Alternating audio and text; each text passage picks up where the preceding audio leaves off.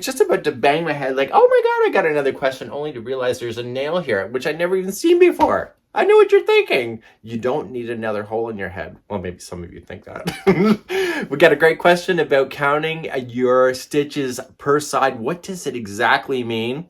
Well, I'm going to take you down to my studio and show you some goodies. That's coming up next. Really, a nail. Oh, that was so close.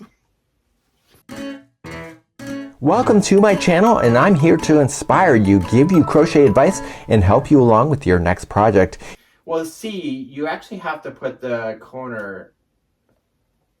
Why are you still standing over there? Come on over here, the action's here. Okay, so now that you're over here, the action actually happens per side. So when we go to give you information of so many stitches per side, what you have to do is X out the chain counts that are make up of corner. See how there's chain 2 here, chain 2 on this side? You do not count those as part of your stitches per side. So don't even count just one of them. So if you were to draw a hypothetical lineup to represent the splitting of a side on both sides, it would be too confusing to give you information to include the one chain, because then, you know, we're going to send you into la la land. So what we assume that when we give you the information of stitch per side, we are actually giving the information without the corner being included in there.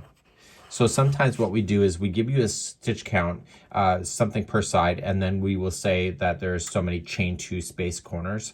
But most of the times it's actually just eliminating out the corner.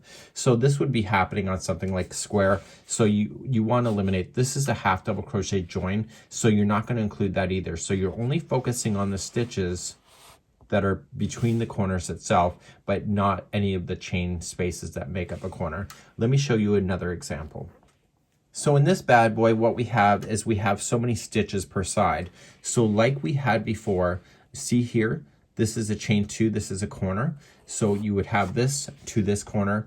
So you would not include that chain 2 as part of the corner. So it's everything from the single crochet that exists to the single crochet that exists on this side, but the chain 2 is not included. So you have 1, 2, 3, 4, 5, 6, 7, 8, 9, 10, 11, 12, 13, 14, 15, 16, 17, 18, 19, 20, and 21.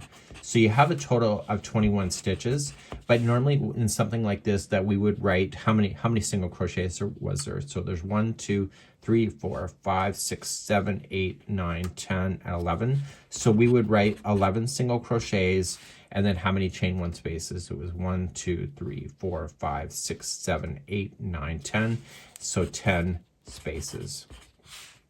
Okay, so when we were to write those instructions, we could say 21 stitches total, or we could actually divide it and say 11 single crochets and 10 spaces, but we would never include that corner as a count because it's too confusing to do that. So hopefully this makes sense on how to count your corners per side. And if there's something really unique, then what we would give you is a set of instructions. So in this, we may say that there's 8 sides, and then there's a total of 8 chain 2 corner spaces. But it's kind of rare for us to do that, but it could happen. You just never know in the world of the internet. Hopefully this is of help, and we'll see you again real soon. If you have any questions, just leave them here on the channel and on this video, and maybe I'll see it and be able to respond.